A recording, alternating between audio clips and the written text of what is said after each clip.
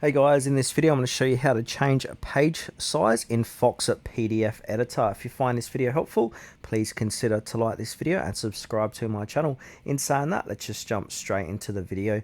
Okay, so what we want to do is open up that page that you'd like to change your page size inside of Foxit Editor. Now from here we want to go ahead and click onto the Organize tab at the top. Then below that, we got more options. We want to go ahead and click on Resize Pages. So we can click on the current file. So this is going to set the page size of the specified pages, or we got multiple files. So we can select multiple files for batch page size setting. So I'm just going to do current file. Now from here, we've got page range. I'm just going to do page, and that's this one here.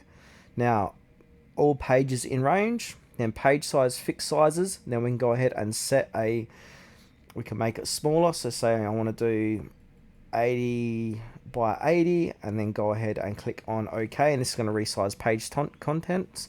Also, you can have constraint proportions too, or you can unselect that and you can make the width a little bit different to the height, and we can change the units from percent, millimeters, pt, centimeter, inch, pt. So from here I'm going to click on OK, and now that's going to resize your page inside of Foxit PDF Editor.